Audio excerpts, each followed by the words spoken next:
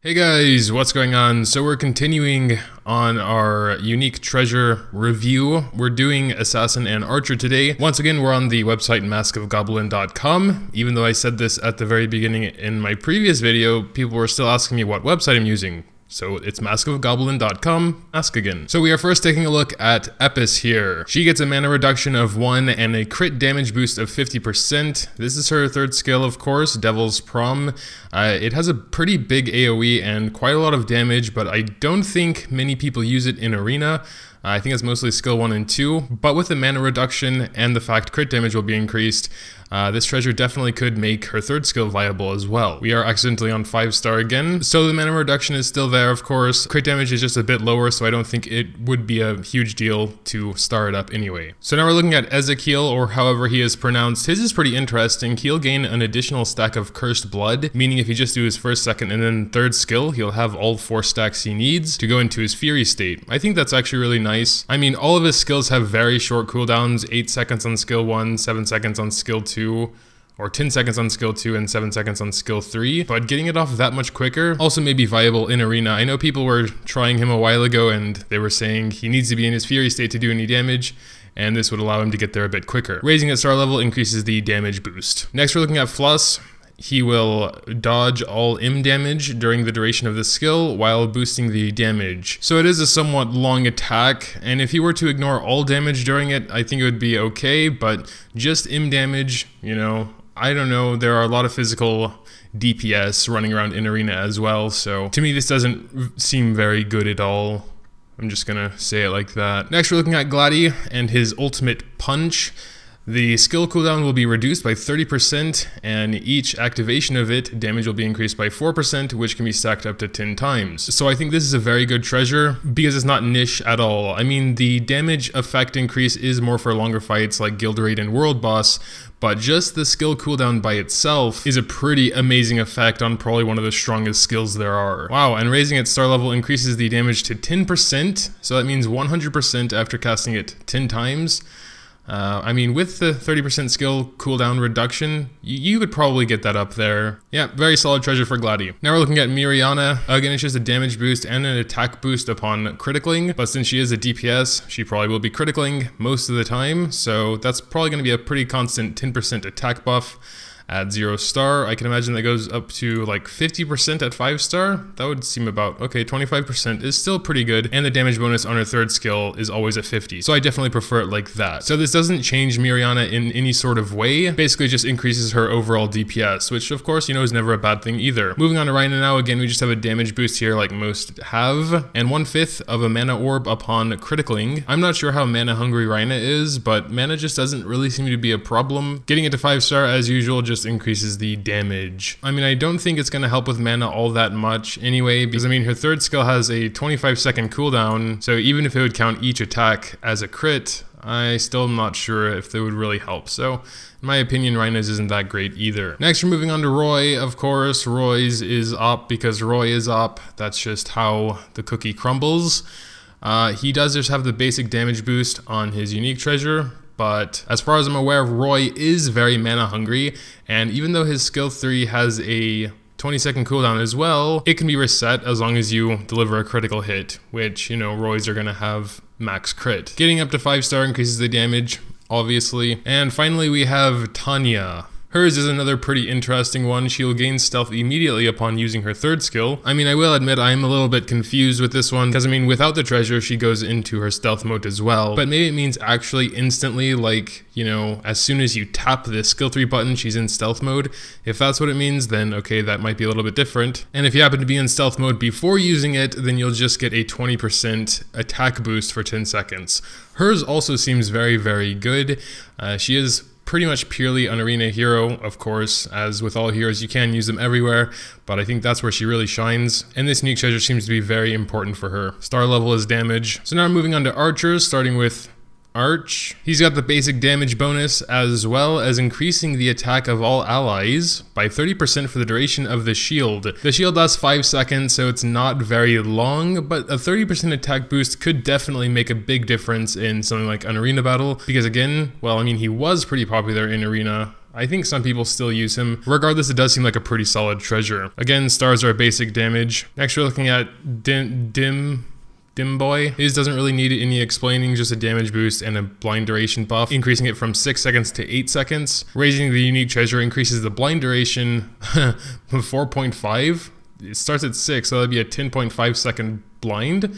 You know, I mean, it might actually be pretty decent for some CC. Maybe for some other PvE content. I just can't imagine that long of a blind duration would ever stay, because, I mean, everyone has a cleanser more or less. But I mean, a 10.5 second blind, that would really screw you up if you couldn't cleanse it. Oh, Luna's is pretty interesting. So she has, again, the basic damage effect, but it makes her crit chance reduction undispellable. I know it only lasts for like 7 seconds, I think it is now, but even so, having it undispellable sounds pretty damn good to me. Again, stars are damage. Next, we're looking at Weena. This one actually doesn't have the damage bonus on it, so that's interesting. So she'll attack an additional target, and attack speed is increased by 100 for the duration. Her third skill basically buffs her first, second, and fourth skill, as well as increasing their targets by 1. So her unique treasure would increase that by 2 then, so instead of hitting 1 extra, she would hit 2 extra. I've fought in some Weenas in arena, and I lost. Whether it was because of her or the rest of the team, I don't know. But if she can be used in arena, this would be a very good skill. So yeah, for multiple target situations, it sounds very, very good. But for single target situations, of course, not so much.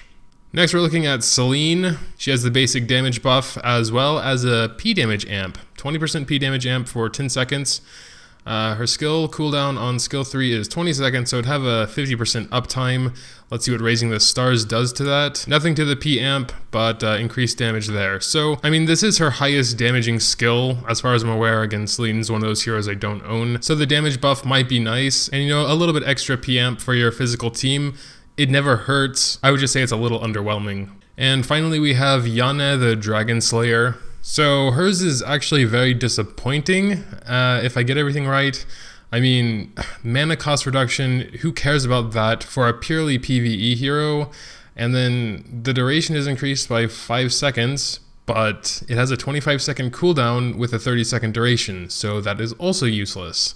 Wow, that is, I think, the worst treasure in the game, because it's literally completely useless. Get it up to 5-star and you have another 5 seconds of uselessness. Well, okay, it's a bad treasure, but I guess they can't all be good. Most definitely they will realize how bad this actually is and fix it, buff it, whatever. I mean, at least give her extra damage, like every other DPS has on their unique treasure. Poor Jana. So I decided to go ahead and include Mechanic, because Wizard and Priest, there are so many of those, and they will definitely be enough. And I definitely wouldn't want to try and cram Mechanic in there as well. So without further ado, let's go ahead and start with Annette. This is a damaging skill, and she has the damage bonus there, but I've never seen Annette's doing a lot of damage, so I'm not sure how useful it is.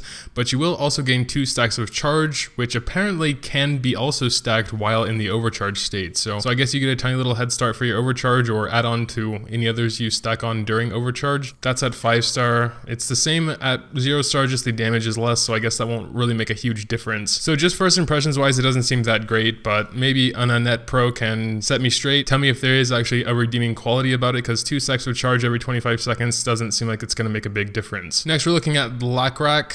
His glue bomb's damage will be increased by 50%, and when he crits, he'll recover 200 mana. That's at 0 stars, so it looks like that's actually pretty cool that his damage starts at 50%, because his third skill, Glue Bomb, is definitely his highest damaging skill. So even at 0-star, you'd have that damage buff, and I think that's way more important than a little bit extra mana when you do his third skill. So I think Blackrock's is also quite good. Next, we're looking at Miru. Her Miru Cannonball's damage is increased by 50%, again at 0-star, so that's really awesome, because I know Miru's can do quite a bit of damage as well.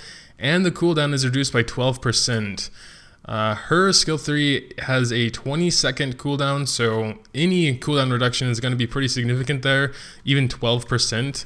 I assume, of course, that will be better, up to 30% when it is 5 stars. It might be the skill cooldown is more important, and maybe I would rather have those swapped, but in my opinion, it's still a very, very good treasure all around. Next, we're looking at Mitra with his Dance With Me skill. Damage is increased. Oh, is this 0-star? It's 5-star. That's really a shame. That'd be awesome if that started at 50, but okay. Damage is increased by 20%, and per every activation, skill cooldown is reduced by 5%. Wow, and that can be stacked 8 times, 40% cooldown reduction on an extremely powerful skill. It's a lot of damage, and the fact he can do it more often every time he uses it, and he is the long fight champion, so that would always be in effect. Very, very amazing treasure for Mitra. That's probably the treasure I'm getting with my first unique treasure selector, whenever that will be. Now we're checking out Audie. His time distortion, again, damage I don't think Audie is really known for, but all allies' negative effects are dispelled.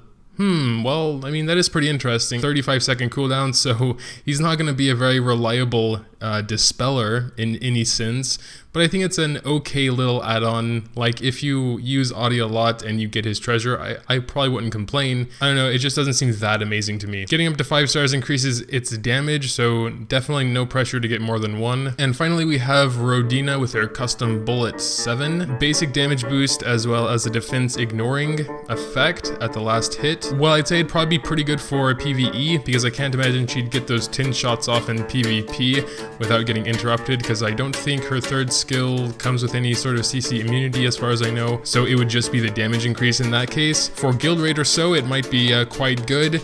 I'm not too sure about World Boss 2, because when you CC him down, his defense is 0 anyway, so the defense ignore isn't really going to help. Regardless, it's more damage, and more damage is all good. Sadly, it does start at 20% and goes up to 50 with the stars, but that's just the way it is sometimes. But that'll do it for today. If you have any questions regarding unique treasures or anything you want to say in general, just make sure to drop that down there in the comments below. Leaving a like while you're down there would be greatly appreciated if you did happen to enjoy. Thanks, as always, for watching, and until next time.